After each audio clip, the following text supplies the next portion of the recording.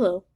Imagine a place so densely packed that the sunlight barely touches the ground, where homes, shops, and lives were stacked on top of each other in a maze of narrow alleyways and towering structures. Welcome to Kowloon Walled City, the most crowded and lawless settlement the world has ever seen. Kowloon Walled City was known for being the most densely populated city on Earth, earning names such as the City of Darkness, the City of Anarchy, or the Devil's Paradise. Kowloon was also known for being unplanned, self-sufficient, and for its chaotic growth. The city reached up to 14 stories high at its peak, with over 50,000 residences crammed into just 6.4 acres. 6.4 acres of land before the government intervention for its growth. Otherwise, it would have just kept towering up. And the only reason it stopped, the government of Britain and China decided to intervene was because there was an airport nearby and they didn't want to risk the lives of their citizens, weirdly enough.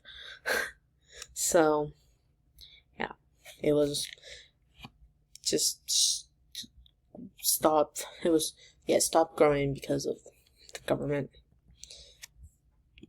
It was originally a military outpost during the Song Dynasty in the 10th century, and the wall of the city still exists today where the original military post was placed.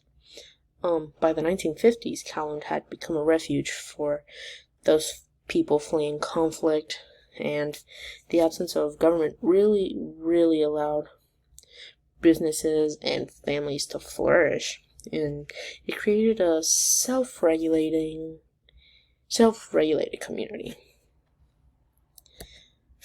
Again, reasons for people moving to Kowloon Walled City included poverty and refugees, and many people just sought opportunities, and they saw that they could do it in the walled city.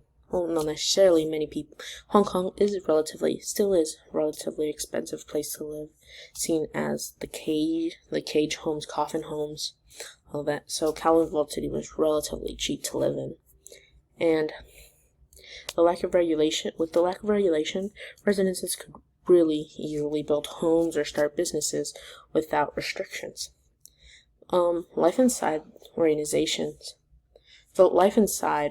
included organizations set up by the Salvation Army, like kindergartens, and built and to stop churches. They built kindergartens, churches, etc., to help people stay busy in a way, try to lower the need for, the want for drug use, which was really awful. There were many alleyways just lit up by candles, that it was just heroin users lighting it up, and it was really dangerous to go down those alleyways at certain times, or if alone, mostly. The unique and self-sufficient ecosystem included hair salons, convenience stores, dentists, and food production. These were mostly unlicensed because the government lacked control in the city. Hong Kong became really popular. The city of Kowloon became the largest fish egg producer and food production, despite the unsanitary conditions. And Kowloon Walled City was really essential to all of this. It helped the Hong Kong government thrive in a way. Unlicensed doctors and dentists also operated within the city. Many dentists were taught by their fathers, and their fathers by their fathers, and so on. And they weren't really licensed to do that. Doctors, on the other hand, were licensed in China, mainland China, but they just couldn't afford to take the exams required to become a licensed instructor in Hong Kong. So they just opened up shop in the city, and many people actually went. It was cheaper, many people could afford it, so they'd rather, I guess, pay cheaper prices and risk their lives a little than pay full price in Hong Kong where money was tight. So surprisingly, there were like around 90 dentists and around 30 doctors operating in the city. So many say that it wasn't bad. You remember fondly the dentist. This, I don't know if it's viewable, but this was the outside where many of the dentists were. And that mailman was thought to be the only person to actually know the full extent of Kowloon, having to deliver mail to over 10,000 residences in the city. And many say that you could cross the city without even touching the ground, which is really rare.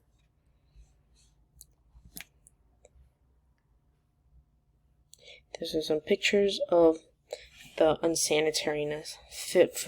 Fish eggs, pig carcasses, the dentist salons, just many businesses people thrived on, and they were actually making pretty good money, but not enough to sustain themselves outside of the city. So, yeah. Now, Hong Kong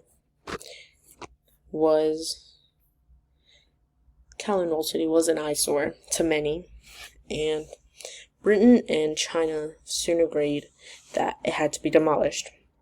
There were many reasons for its demolition, such as crime, drugs, gang activities, which included triads with children in the gangs as young as 11. Also, poor living conditions. There wasn't any running water. Electrical wires were hanging everywhere. There were frequent leaks, and residents would have to walk with umbrellas indoors due to the dripping air conditioners. And not surprisingly, in my opinion, Kowloon Walled City has inspired many numerous movies, arcades, and video games. There's a popular arcade in Japan that opened up. It's now closed. Popular video game, Stray. It's a cat game. It's a really cute game. Numerous movies. Jackie Chan recorded. There's several movies recorded inside the Kowloon Walled City, and Jackie Chan and his crew, with permission from triads, or the gangs, they were allowed to record inside for a brief moment of time. The government started evictions like in 1987 and completed them in March of 1993, and that's when demolition started. And after a lengthy demolition process, Kowloon City was officially demolished in April of 1994. And even though Kowloon Walled City was demolished, it leaves behind a legacy that still mitigates through the world today. It makes us wonder, what does the city teach us about human resilience and the balance between order and chaos? Thank you. I hope you enjoy. I really do.